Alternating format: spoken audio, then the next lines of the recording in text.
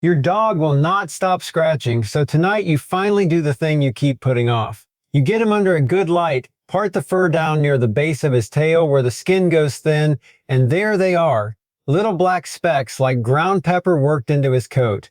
You wipe one onto a damp paper towel and it smears rust red, because that is not dirt, that is dried blood, and it came out of your dog. And one thought lands harder than all the rest. He is on the pill. You have paid for that chew every single month, and it was supposed to make this exact moment impossible. So you sit back on your heels, half scratching your own arm now without meaning to, wondering what you did wrong. Nothing. You did not fail him, and you were not careless. I sat right where you are for years, buying the same chew, feeling like I was failing my own dog. You were handed a product and told it was the whole answer, and it is not. And the reason it keeps failing comes down to a single fact about how a flea actually lives, something almost every owner has backwards. So carry one question with you while I walk you through this. Where are the fleas actually winning? Stay with me even if your whole house is already crawling and you have been fighting this for weeks. This works just as well on the old dog dozing at your feet right now as it does on any young one. The path is well worn, and I walked it too. You go to the vet or you go online and you buy the chew, around $70 for a 3-month box, or run the numbers and it lands near $25 every single month for as long as the dog lives. And you give it to him, and for a while it looks like it is working, and then one night you are back on the floor with a comb finding blood specks on a dog who is supposedly protected. $70 to poison the fleas already biting him, while the ones that actually decide this fight are nowhere near his body. Let me show you where they are. You will never look at that chew the same way again. The place I finally understood it was not a vet office. It was half a world away. Years ago, in my 20s, I spent a run of summers out on the steppe in central Mongolia in Arkhangai, working alongside a family of herders. If you have watched me before, you have heard me talk about them. These are folks who live with dogs the way people did for 1,000 years before any of us had a pet aisle. Big working guardians that live outdoors the year round, in country with no clinic for 200 miles, no monthly chew, nothing you would recognize as dog care. And it took me a while to register the thing that matters here. Those dogs were not tormented by fleas the way ours are, raw at the belly and scratching a whole summer away. It simply was not part of their lives. The old man I worked under most was named Batbayar, weathered, quiet, a man who did not spend words he did not need. One morning we were breaking camp, loading the whole household onto the cart to move to the next grazing ground, and I watched him drag out the felt the dog slept on, beat it hard, and leave it spread in the fierce sun for the better part of a day before it went back down. I asked him why he bothered. He answered like it was the plainest thing in the world. He said, "You do not chase the bug on the dog. You take away the place it raises its young." I did not fully understand it then. I do now. And it is the exact thing your $70 chew is built to make you forget. Because here is the myth, and it is a good one. It has sold billions of dollars of product. The myth is that the flea lives on your dog, that the dog is the problem. The dog is the whole battlefield, so you medicate the dog and you win. It feels obvious. It is also wrong, and it is wrong in a way that quietly guarantees you keep buying month after month forever. The reality is that at any given moment, only about 5% of the fleas tormenting your household are the grown fleas you can actually see on the dog. 5%. The rest are not on him at all. They are down in your house as eggs and larvae and pupae, and you can read this in any state agricultural extension's fact sheet on fleas. It is basic entomology. A female flea riding your dog lays 40 to 50 eggs a day, and those eggs are not sticky. They roll off him like grains of salt. They drop into the carpet, into the couch cushions, into the seams of the hardwood, deep into his bed, along the baseboards, anywhere he lies down. There they hatch into pale larvae that squirm down away from the light and feed on the debris in your rug, then spin a little cocoon and wait. I remember standing in my own living room the day this clicked, looking at the carpet like it had turned on me, because it had. So think about what that pill can actually reach. Your dog swallows it, the drug moves into his blood, and a flea has to bite him to take a dose, which means every flea it kills has already climbed aboard and already fed.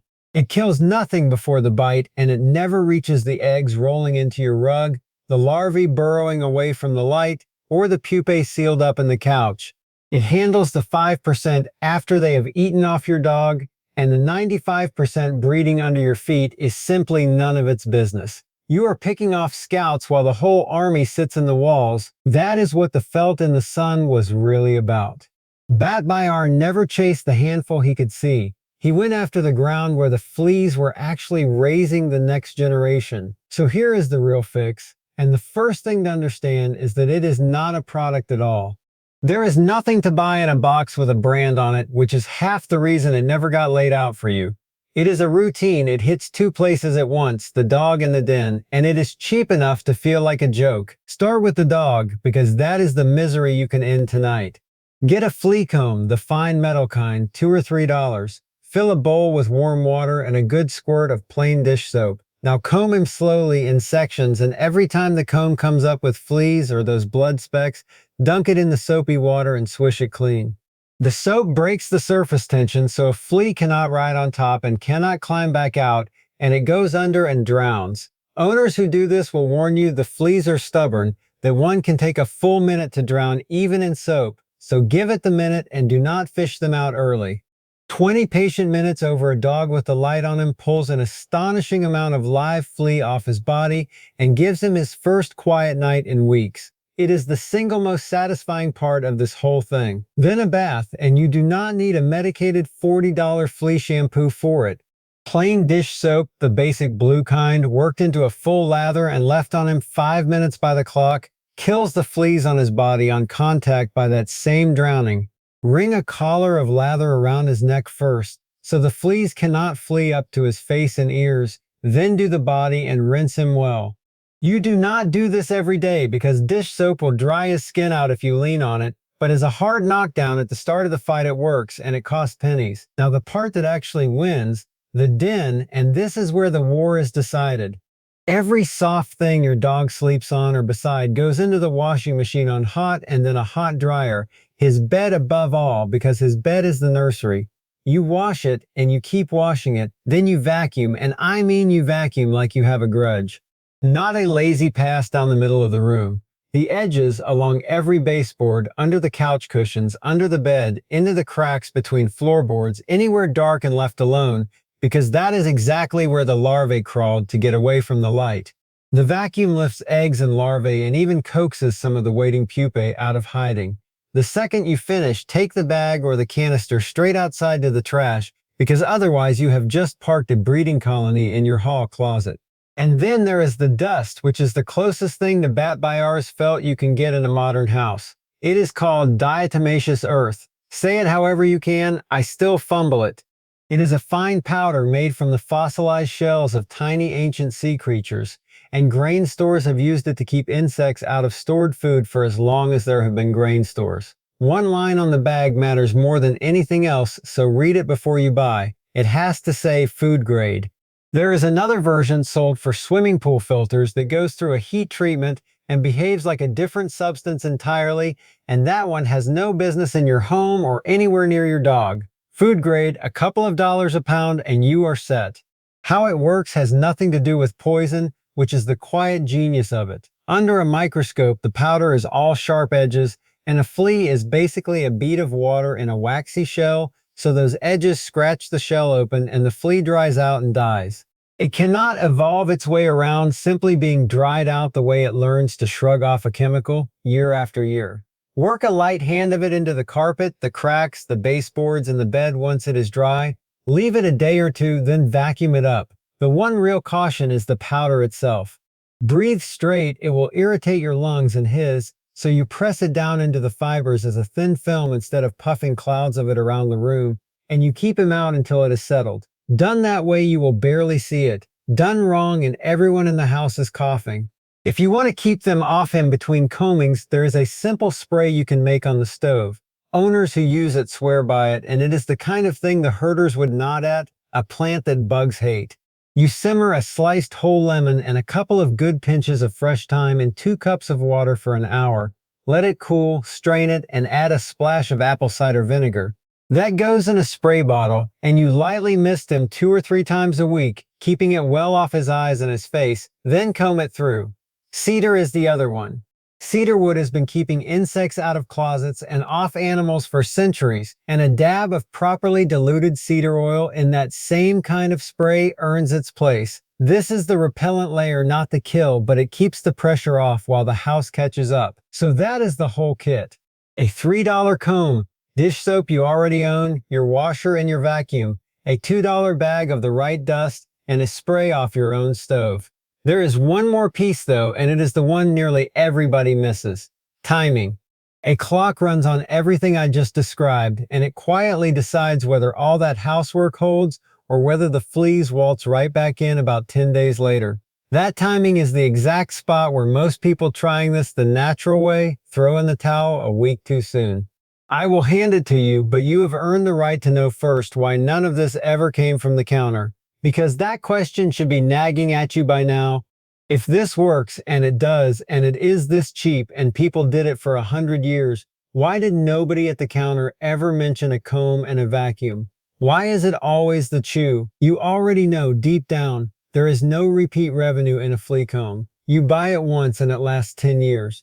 There is no subscription in a bag of fossil dust or a lemon off your counter. But a chew your dog needs every single month for his entire life, that is not a product, that is an annuity. It is a customer worth $200–300 a year, forever, who thanks you at the register. And a great many of the clinics ringing it up are not the small town vet you are picturing. Some of the largest chains in the country now sit under Mars, the candy conglomerate, the same one that owns a whole wall of the food brands in the aisle. Banfield is theirs, so is VCA, so is Blue Pearl. The place that examines your dog and the place that sells him his monthly chew can answer to the same owner. And that is not a rumor you have to take on faith, it is public record. And I would let every bit of that go as ordinary business, the markup, the subscription, the ownership, if it were only about money. It is not.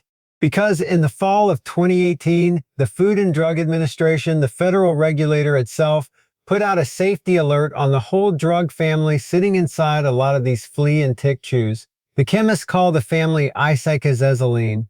On the shelf it wears names you will recognize: NexGard, Bravecto, Simparica, Credelio. The alert was not about a queasy stomach. Regulators had logged reports of dogs and cats on these products developing neurological trouble, twitching muscles, a stumbling drunken walk, and full seizures. And here is the detail that ought to make you set the box down. The seizures were turning up in animals with no history of seizures at all. A dog with nothing wrong with him, dosed for fleas, suddenly shaking on the kitchen tile. The agency did not pull the products off the shelf. It told the makers to print a new warning on the label, and that warning is sitting on the box in your cabinet right now, in the kind of type most people never stop to read. I am not claiming every dog on these seizes. Most never do, and millions take them without a hiccup. The point is narrower and harder to shake off. There is a real, documented, federally acknowledged chance of a neurological event, seizure included, in a completely healthy dog, from a product sold to fix a problem that a comb, a vacuum, and a bag of harmless dust will fix for good. Weigh that however you want. I know how I weigh it. And here is the part that should sting the most. Not one piece of the cheap way is some new discovery. The dust sat in every farm's grain store. Cedar in the bedding is older than anyone can trace. Running a comb through a working dog was just a chore you did on a Sunday. This was plain, competent knowledge that ordinary households used to carry as a matter of course, and it did not fade for lack of working. It faded because a comb cannot be sold to you 12 times a year, and a monthly chew can. And if the dog beside you is an old one, coat gone thin, worn down by a whole summer of scratching, and some part of you has quietly decided it is too late to bother, let me stop you there. It is not too late, and there is no better time to wait for. The comb and the soapy bowl happen tonight. The wash and the vacuum happen tomorrow. The dust comes home on your next grocery run. An old dog sinks into the relief of a real comb out even deeper than a young one because he has less to spare for being miserable. I owe you the honest edge of this too. The line the herders never blurred. because promising you that a home routine covers every case would be its own small lie.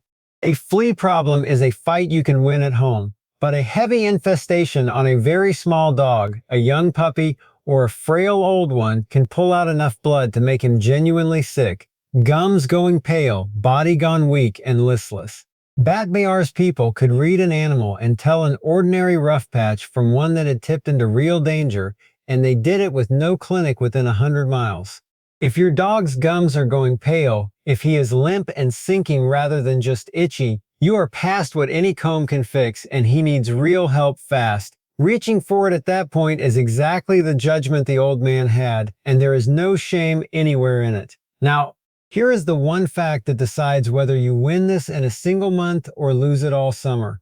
If you hold on to one thing I have told you, hold on to this. Everything you just did to the house does not finish the job that first weekend, and the reason is the cocoon. The pupa, the flea spun up in its little sac down in your carpet, is armored.